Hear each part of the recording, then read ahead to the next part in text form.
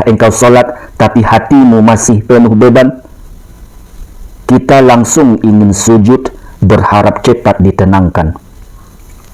Padahal sebelum sujud Allah memerintahkan ruku.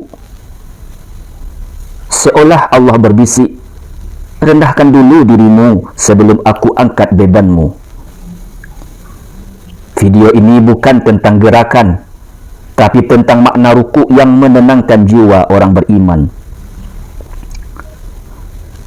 Dengarkan perlahan.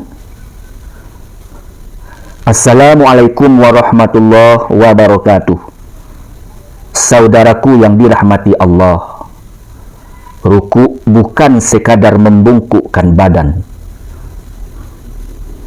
Ia adalah bahasa tubuh seorang hamba yang berkata, "Ya Allah, aku tidak lebih tinggi dari kehendak-Mu." Di saat hidup membuat kita ingin menegakkan dada, ruku justru mengajarkan merendahkan hati. Dan anehnya, di sanalah ketenangan mulai turun.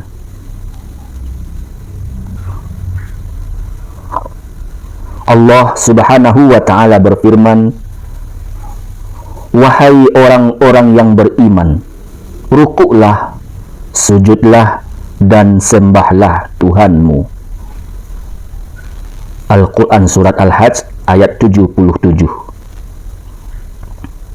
Perhatikan, Allah menyebut rukuk lebih dahulu sebelum sujud, karena tidak semua hati siap sujud sebelum ia belajar merunduk dan patuh. Syekh Abdurrahman bin Nasir As-Sa'di dalam tafsir As-Sa'di menjelaskan ayat ini. Allah memerintahkan para hambanya yang beriman untuk menegakkan solat. Penyebutan ruku dan sujud untuk mewakili solat karena keutamaan dan status keduanya sebagai rukun solat, dan juga memerintahkan untuk beribadah kepadanya yang merupakan penyejuk mata dan penghibur hati yang pedih.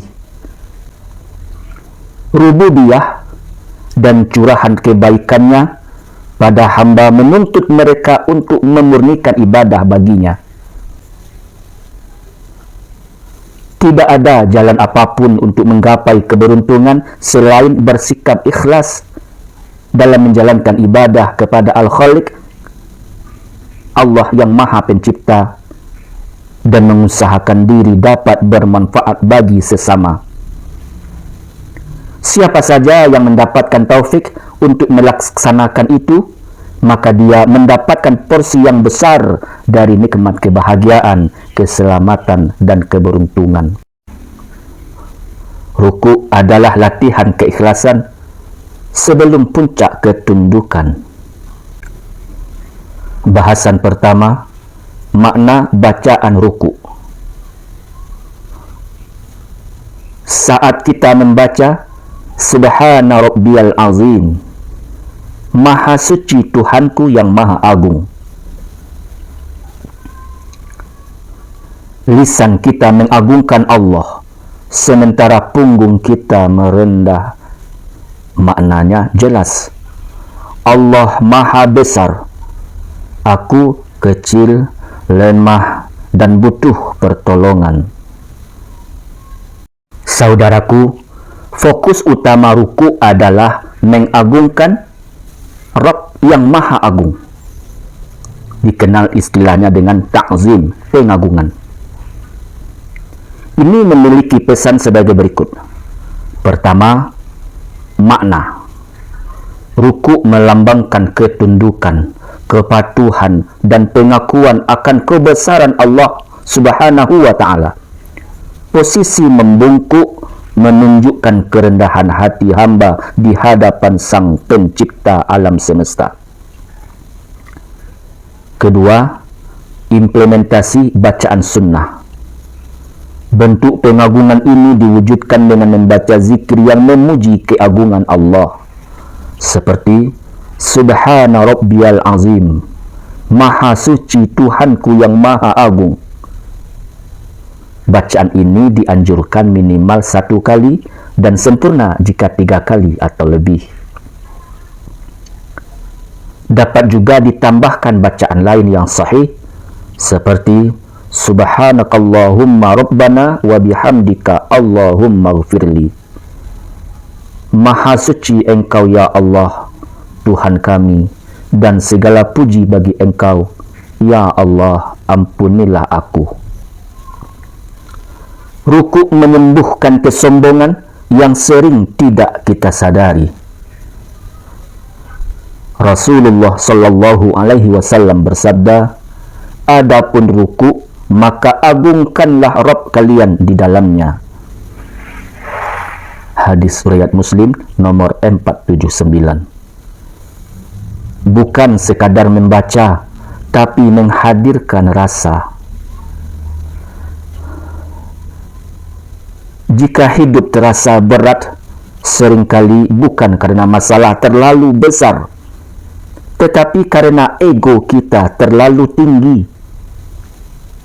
Rukuk datang meruntuhkannya dengan lembut. Bahasan kedua, refleksi kehidupan kita. Coba perhatikan, orang yang paling gelisah biasanya paling sulit merendah. Ia ingin didengar, ingin dimengerti, ingin dimenangkan.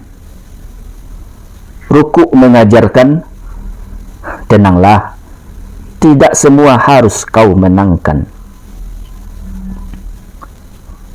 Ada saatnya engkau cukup berkata, "Ya Allah, Engkau Maha Agung, aku menyerah dalam taat." Sebagai penutup, saudaraku, jika hatimu hari ini berat, jangan hanya memperbanyak sujud, tapi panjangkan rukukmu.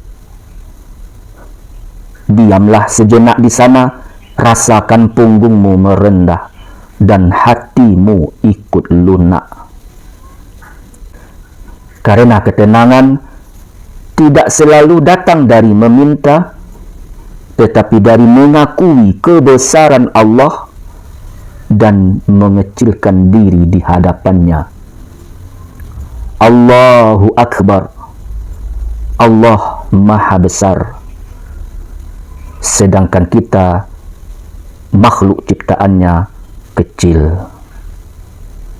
Wassalamualaikum warahmatullahi wabarakatuh.